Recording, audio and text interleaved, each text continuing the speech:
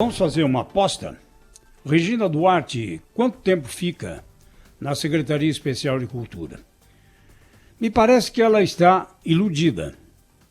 Ou talvez por ter deixado mais de 50 anos de atividade como atriz consagrada, ela não queira simplesmente entregar de bandeja um convite que lhe foi feito e que, por vários N motivos, ela resolveu aceitar, a vaidade entre eles, e também a expectativa de poder fazer alguma coisa além do seu trabalho como atriz consagrada.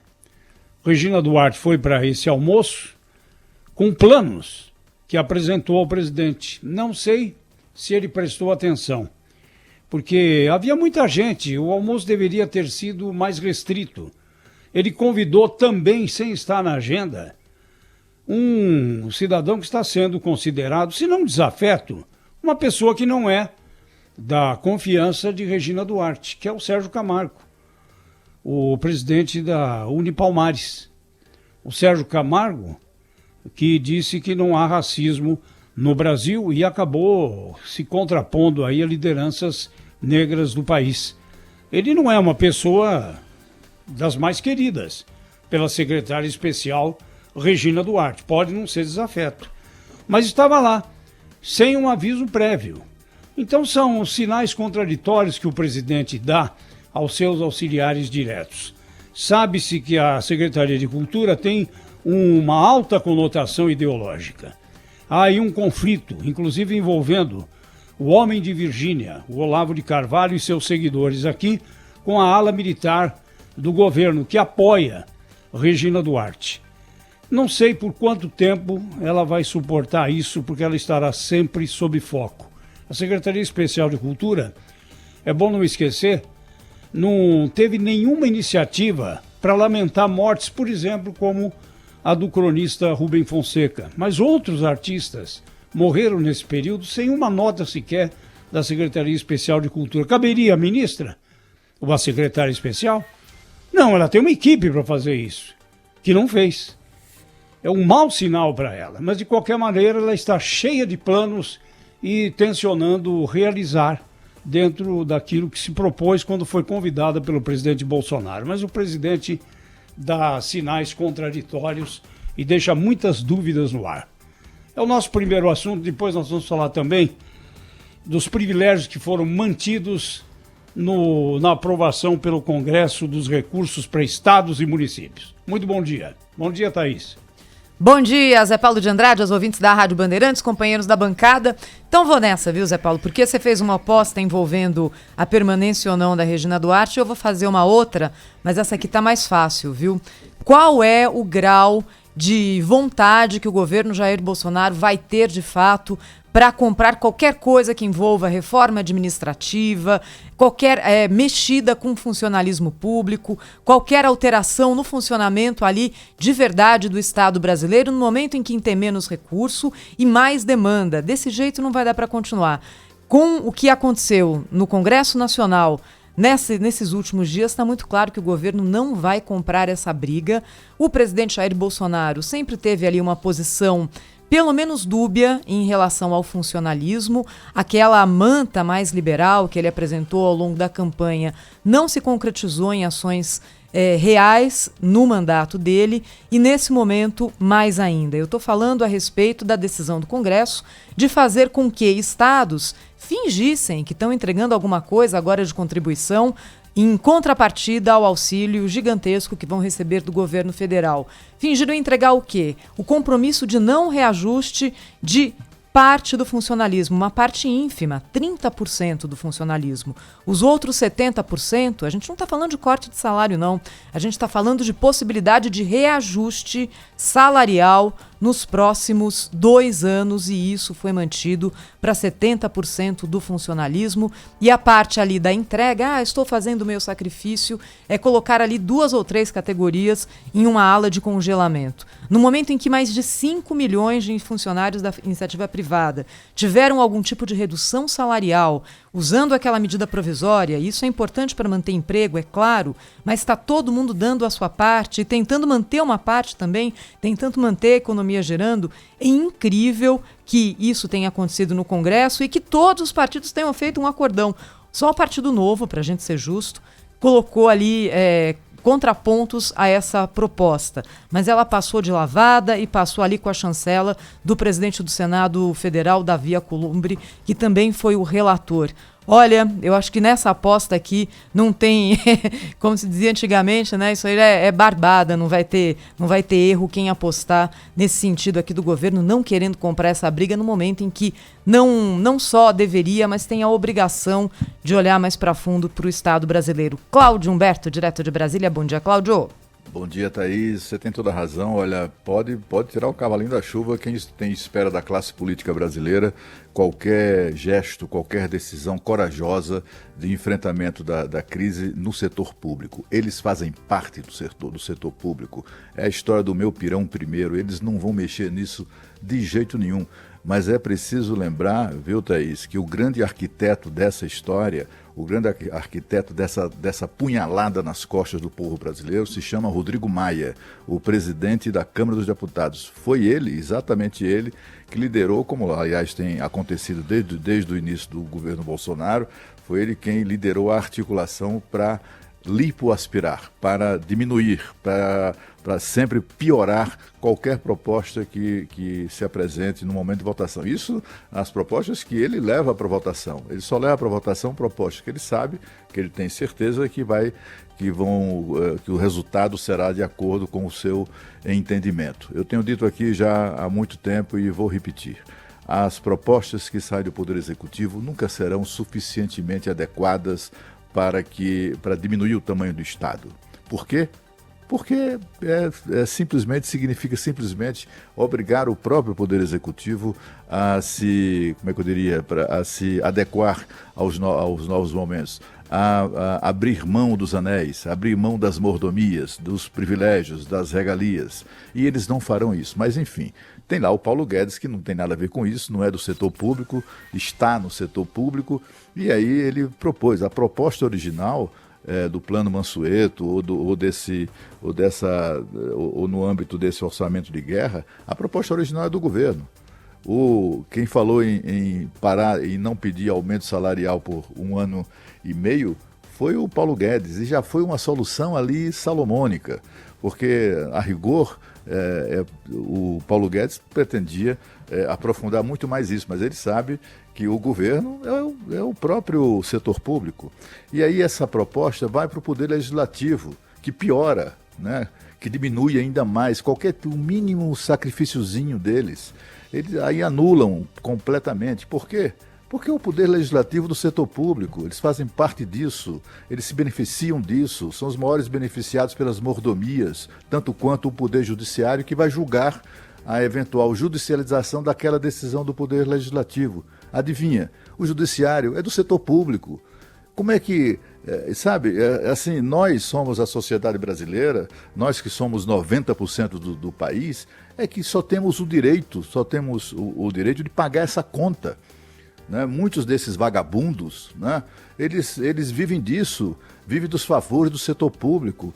Tem gente que nem rouba muito, mas ele rouba de outra maneira, com as mordomias. Né? É gente que se refestela em carros oficiais.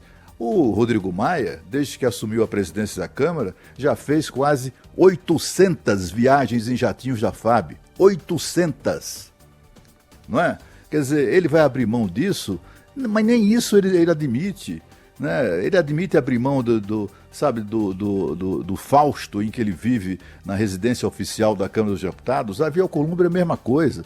Davi Alcolumbre é uma figura menor, sempre segue ali a orientação ou a determinação do presidente da Câmara, mas a Câmara dos Deputados é que tem liderado esse processo. O Senado chegou a modificar o projeto da Câmara, deu uma melhorada. Quando volta para a Câmara, sai pior do que era originalmente, né, quando eles já tinham piorado muito. Bom, eu não tenho a menor expectativa, a menor esperança de que o setor público contribua de fato com qualquer coisa no momento em que o país precisa tanto que todos nos sacrifiquemos. Bom, eu quero falar um pouquinho sobre coronavírus aqui, como tenho feito todos os dias na abertura do jornal. Ontem, infelizmente, mais um recorde registrado. Foram 615 mortes, mais um recorde para 24 horas. Sempre a ressalva, nem todas as pessoas que morreram durante essas 24 horas, mas foram os registros obtidos durante as últimas 24 horas, das 2 da tarde de anteontem até as 2 da tarde de ontem. 615 pessoas mortas. Chegamos a mais de 8.500 vítimas da Covid-19 aqui no Brasil. E acho que nós já podemos concluir, se não concluir, ter quase a certeza de que não encontramos um formato para combater a pandemia aqui no Brasil e que as coisas estão caminhando para escapar do nosso controle. Pois bem, somos o terceiro país com maior velocidade na evolução dos casos no mundo, neste momento aqui. Só há 2 países na nossa frente andando mais rápido na evolução de casos pela Covid-19. Nós somos o terceiro país com mais mortes por dia da Covid-19. Ontem, por exemplo, depois desse balanço divulgado no final da tarde, começo da noite, pelo Ministério da Saúde, nós só ficamos atrás em 24 horas, em mortes por 24 horas, dos Estados Unidos e do Reino Unido. Estados Unidos, Reino Unido e Brasil, com essas 615 mortes. E ao todo, já somos o 6º país com mais mortos no mundo vítimas da Covid-19.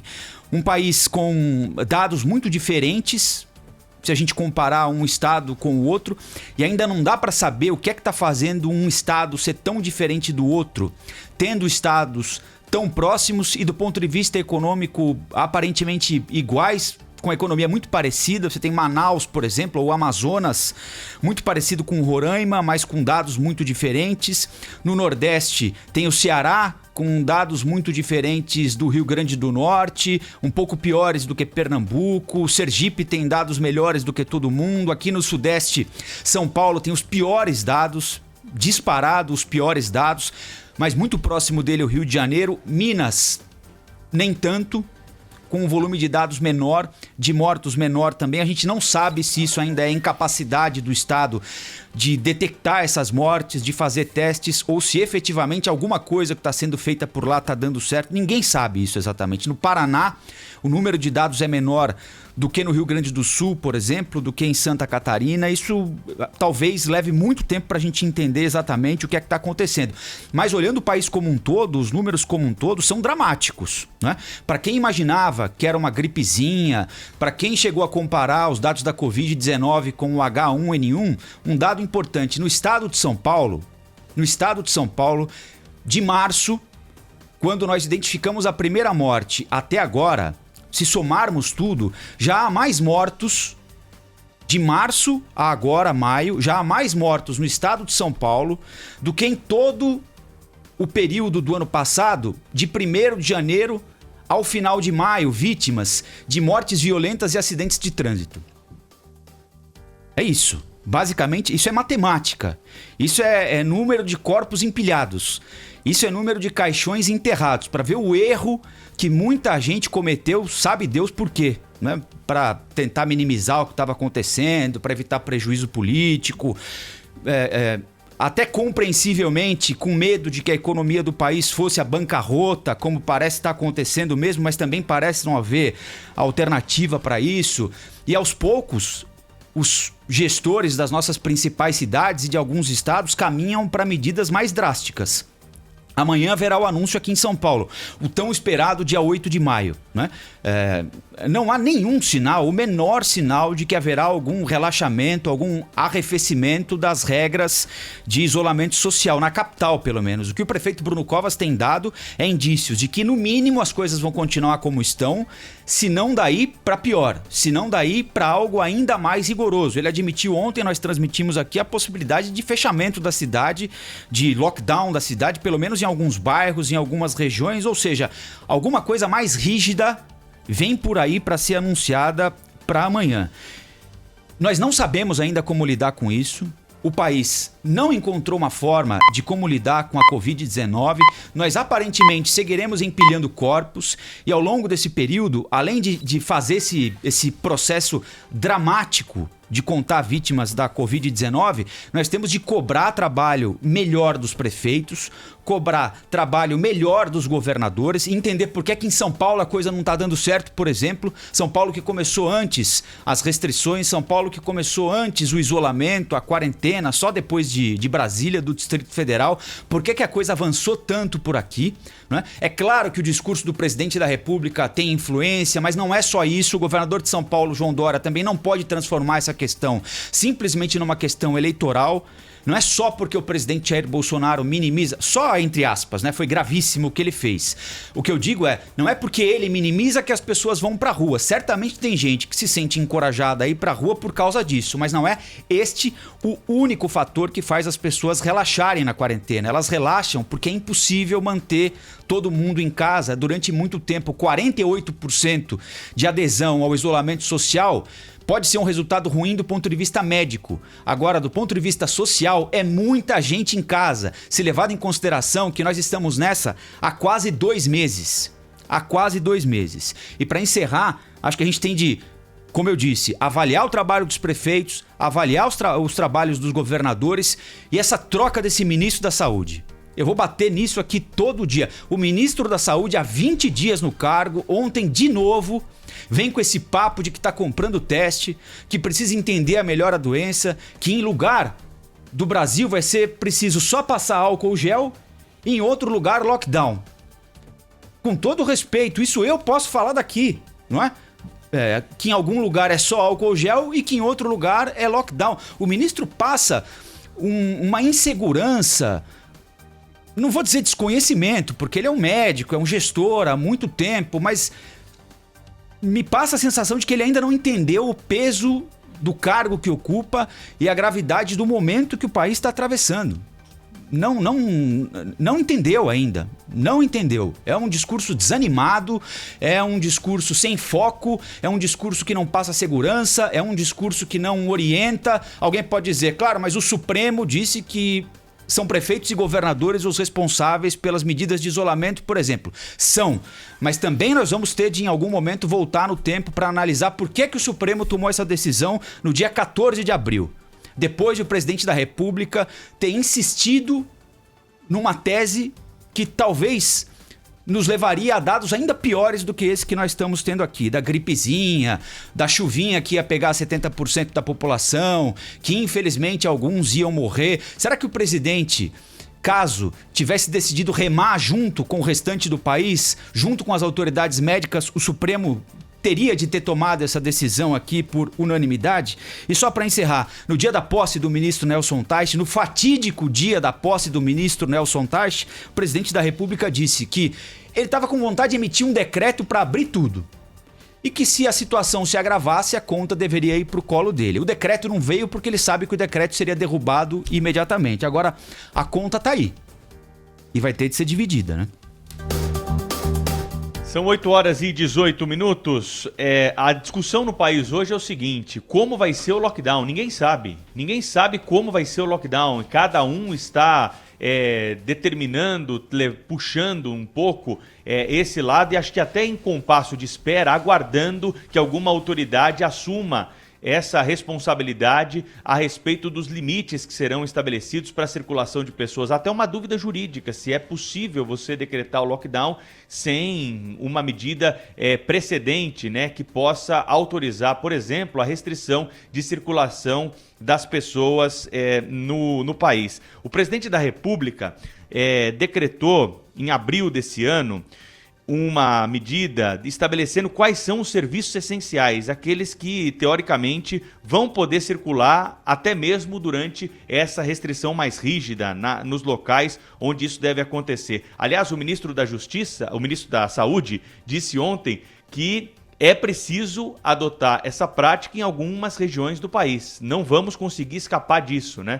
Algo que deve soar muito mal para o presidente da República, que não admitiu desde o início a gravidade questão do coronavírus. O mais importante nesse momento é ter transparência para avisar a população do que vai acontecer e não que as pessoas possam ser surpreendidas com medidas como essa que foi adotada recentemente aqui em São Paulo, do bloqueio de ruas e avenidas numa atitude surpresa. Avisaram no dia seguinte todo mundo achou que seria naquelas avenidas e aí ampliaram o leque. Felizmente, recuaram dessa decisão por causa da repercussão negativa. Mas o lockdown, se vier, tem que vir com regras claras. O administrador público tem a obrigação de dar publicidade a essa determinação, avisar as pessoas, dar a maior transparência possível do que vai ser, do que pode, do que não pode e explicar mais do que isso os motivos pelos quais está decretando uma medida mais rígida. Acho que nós não vamos fugir disso nos grandes centros, São Paulo, Rio de Janeiro, nós teremos algum tipo de medida mais restritiva aí pelos próximos dias. É bom que a população comece a se preparar para isso e que nós tenhamos uma coisa só: transparência do poder público, avisar as pessoas com antecedência, avisar exatamente quais são as regras e evitar punição. Evitar, porque o cidadão não pode ser punido, o comerciante não pode ser punido financeiramente ou com outro tipo de punição, porque esse é um momento de exceção, as pessoas são vítimas disso, você está punindo uma vítima, né, que de alguma maneira está tentando sobreviver. Então é preciso dar orientação, buscar o convencimento, a explicação para as pessoas de que é necessária alguma medida mais drástica em alguma região, mas com calma, com transparência e com informação. É assim que nós vamos vencer o coronavírus. Não adianta querer impor as coisas, não adianta querer sair tomando medidas sem avisar para surpreender o cidadão, que a coisa vai ficar pior. As pessoas já estão nervosas, já estão preocupadas e uma medida dessa só pode causar mais tumulto diante dessa pandemia. E olha, rapidamente, sabe, Thaís, o Pedro tem toda a razão, mas é preciso também responsabilidade de outros setores, né, dos poderes constituídos. A gente está assistindo uma onda no Brasil todo de iniciativas do Ministério Público provocando juízes para decretar lockdown. O juiz que decreta lockdown sem ter nenhum conhecimento do assunto é o mesmo juiz que também vai decretar a flexibilização ou vai interromper o lockdown segundo a sua própria compreensão.